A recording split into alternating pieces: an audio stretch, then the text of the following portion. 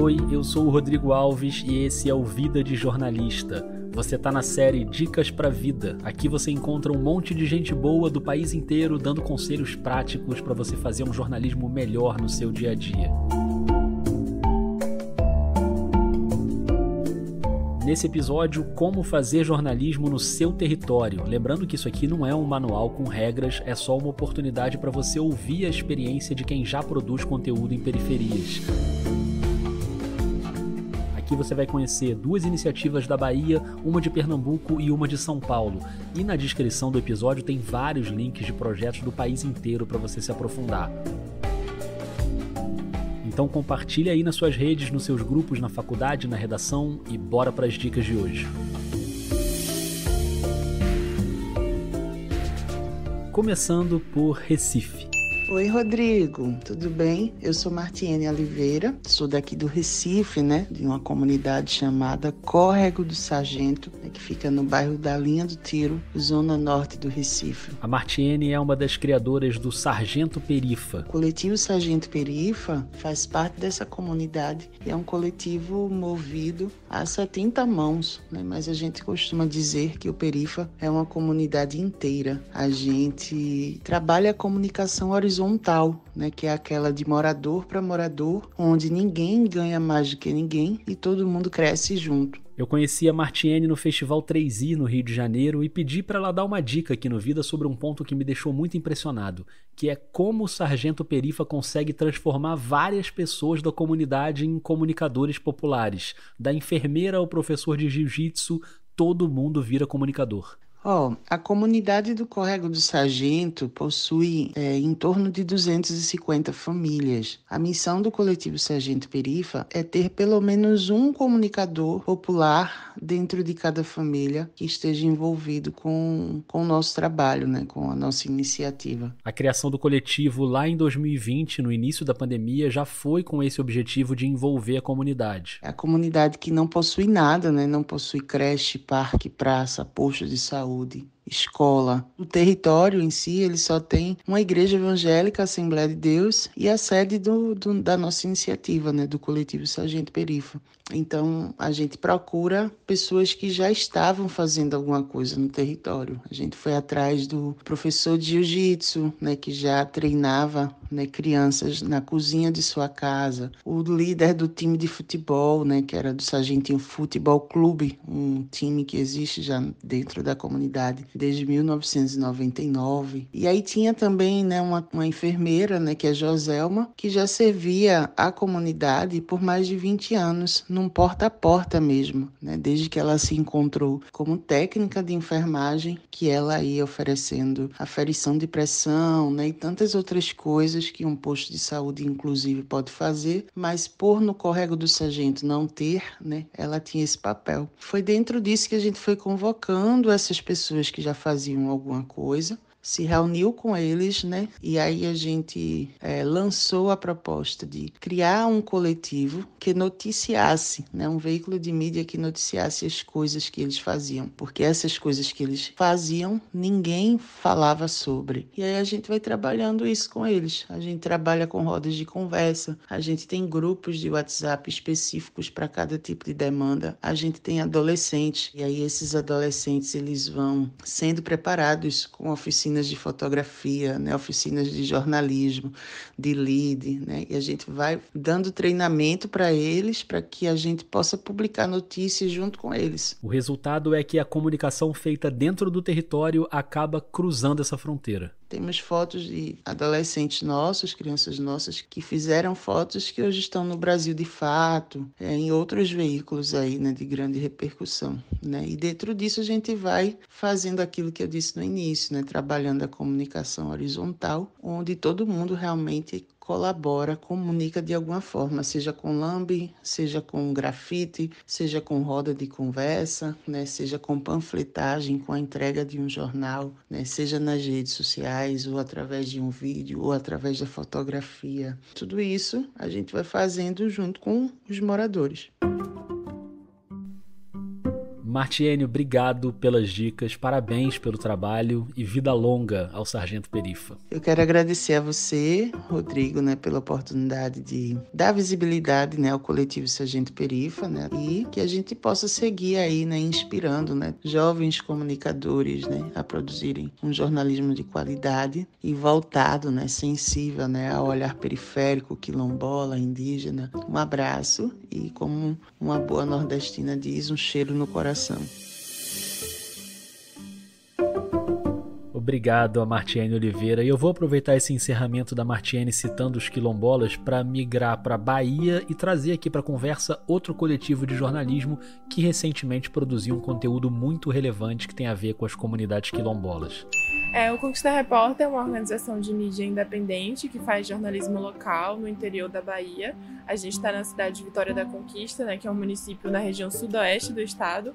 É um município com mais de 370 mil habitantes, então a gente não é uma cidade tão pequena, mas ainda assim estamos no interior. Essa é a Karina Costa, do Conquista Repórter. Eu também conversei com ela nos corredores do Festival 3i. E o Conquista Repórter ele surgiu em maio de 2021, né, fundado por 3 jornalistas. Eu, que sou diretora de conteúdo atualmente, Karina Costa. Temos o Afonso Ribas, que é o nosso diretor operacional, e a Vitória Lobo, que é a nossa diretora executiva. 3 pessoas apaixonadas pelo jornalismo local. A gente sempre fala que é a parte mais deliciosa, né, do trabalho, porque é o que a gente gosta de fazer, de chegar e conversar com as pessoas, ouvir suas histórias e depois traduzir isso num texto, num vídeo. Então, eu posso citar a nossa experiência mais recente, que no ano de 2023 a gente mergulhou aí no universo das comunidades quilombolas de Vitória da Conquista, que ficam localizadas majoritariamente na zona rural do município. Em maio de 2003, fizemos uma reportagem contando a história de Kena Rei, que é uma cacique, uma mulher que é cacique da sua comunidade, que é a segunda reconhecida pela FUNAI como indígena oficialmente em Vitória da Conquista. E a dica aqui é o jornalismo de impacto, o jornalismo que tem um efeito direto na vida das pessoas. Ouve só. E aí, quase um ano depois, né, março de 2024, a gente ouve dela mais uma vez, do esposo dela, que eles conseguiram registrar a filha, a bebezinha deles, como tá no registro dela na certidão de nascimento, como indígena e da comunidade de onde ela veio, por conta da nossa reportagem, porque uma advogada leu aquela reportagem, procurou eles e ajudou eles nesse processo jurídico. Então, assim, é a melhor parte, né? Quando a gente vê o impacto real do nosso trabalho, dá sentido para o que a gente faz, né? Que apesar de todas as dificuldades, a gente faz a diferença no nosso território, onde a gente está atuando, para as pessoas que estão lá. Então você que quer fazer jornalismo no seu território, fica aí esse exemplo da Karina e do Conquista Repórter. Eu vou continuar na Bahia, mas agora de Vitória da Conquista para Salvador. Eu vou trazer mais um papo que eu tive no Festival 3i, dessa vez com a Gabriele Guido, da Entre Becos.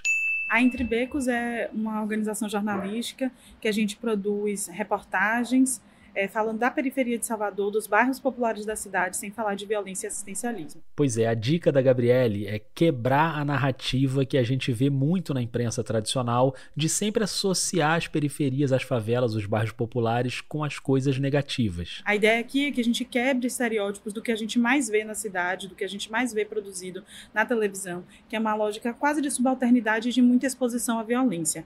Então a gente está ali para falar das diversas questões sobre economia, sobre saúde, sobre cultura, enfim, sobre um mundo que acontece nas periferias e que está apagado por uma mídia tradicional que ainda nos coloca num lugar muito limitado. Então, esse trabalho é um trabalho de muita revisão entre nós mesmas que estamos escrevendo, para que a gente não reproduza a lógica, porque a gente foi o tempo todo ensinada a fazer jornalismo assim, então a gente está buscando outras metodologias de como pensar o texto, de ter cuidado com a imagem, de imageticamente, quando a gente vai fazer uma denúncia, a gente não reproduzir estereótipos comuns a pessoas que são pobres, as pessoas que estão em territórios que têm mais deficiências sociais, né? O acesso não chegou, mas como é que a gente apresenta essas pessoas como protagonistas das suas próprias histórias? Uma dica bem prática que a Gabriele citou no 3i é a preocupação com a imagem que você vai usar na sua matéria. E é claro que tem conteúdo que é de denúncia e você precisa mostrar certas coisas, mas no geral, presta atenção na foto, no vídeo que você vai usar. Vai fazer uma matéria que as crianças elas estão todas calçadas, as pessoas estão com suas roupas limpas, elas estão bem. Porque a gente não pode ficar reproduzindo uma lógica, não é só a violência do sangue, mas é a violência da narrativa única que nos foi dada, né? A Gabriele citou a foto de uma pessoa que estava com a roupa suja, mas a matéria não era sobre aquela condição, então a foto foi feita, mas ela optou por não usar aquela foto para não reforçar aquele estereótipo. Às vezes até dá para a pessoa porque ela quer foto depois que sai a matéria, mas não é ela que vai ser publicada, tem outras formas da gente representar essas coisas. Obrigado a Gabriele Guido e a Karina Costa. E para fechar o episódio, a gente vai da Bahia para a periferia de São Paulo para ouvir uma amiga de longa data do Vida, a Gisele Alexandre, que produz o Manda Notícias no Capão Redondo. Inclusive, tô gravando esse episódio aqui usando o fone de ouvido lindão do Manda Notícias que ela me deu de presente. Oi, Rodrigo. Tô muito feliz de estar mais uma vez aqui no Vida de Jornalista e para falar de um assunto que para mim é super importante, que é a distribuição de conteúdo, de notícias, né? Pois é, eu pedi para Gisele trazer dicas de como distribuir o conteúdo porque ela é craque nesse assunto. O Manda Notícias é um caso de sucesso nesse aspecto. A gente já chega nele, mas antes ela vai falar sobre a importância de entender qual é o seu público. Eu começo no jornalismo no início dos anos 2000, 2006, 2005, trabalhando em editoras que produziam revistas customizadas para públicos específicos. Então, eu já entro no jornalismo pensando em segmentação de público. E aí vale dizer, né, que mesmo estando nessa mídia tradicional, eu sempre tive o meu olhar voltado para o meu território, onde eu também produzia conteúdo de forma independente e postava aí nos sites que eram possíveis naquele momento. E aí, trazendo um pouco para a realidade atual, eu acho que esse meu início no jornalismo segmentado me fez entender muito a importância da gente reconhecer quem é o nosso público de fato, antes da gente criar estratégias ou até criar produtos direcionados a esse público. Eu costumo dizer, né, brincar igual a música, né? O artista vai onde o povo está. E eu acho que o jornalismo também deveria ter esse cuidado, né? É assim que surge o Manda Notícias durante a pandemia.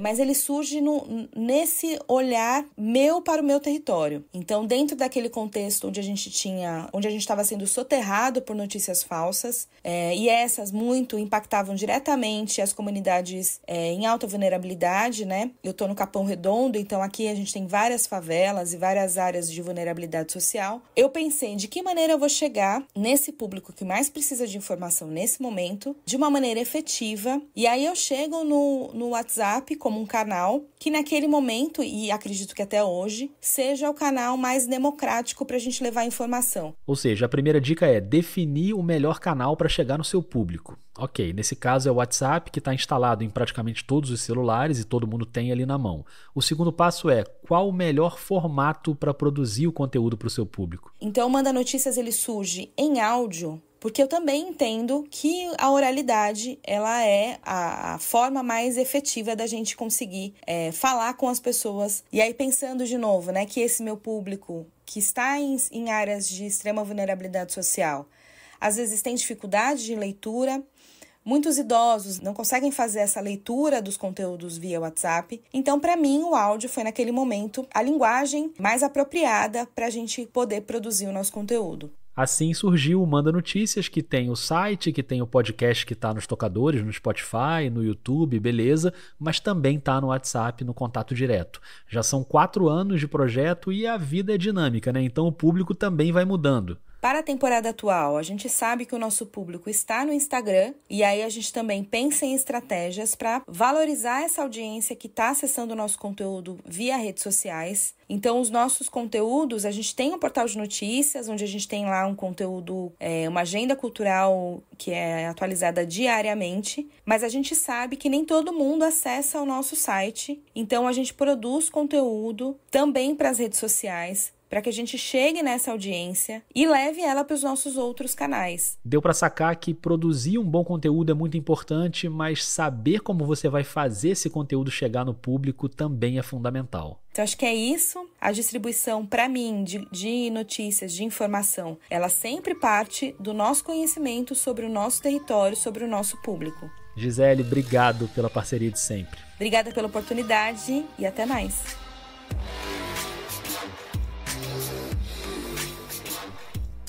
Isso aqui é só o começo, tá? Dá uma conferida nos links que estão na descrição do episódio, tem muito mais coisa para você explorar por lá. Se você está se preocupando com os custos, com equipamento, eu sei que essa é uma preocupação, e ainda vai ter um episódio nessa série com dicas para financiar o seu jornalismo.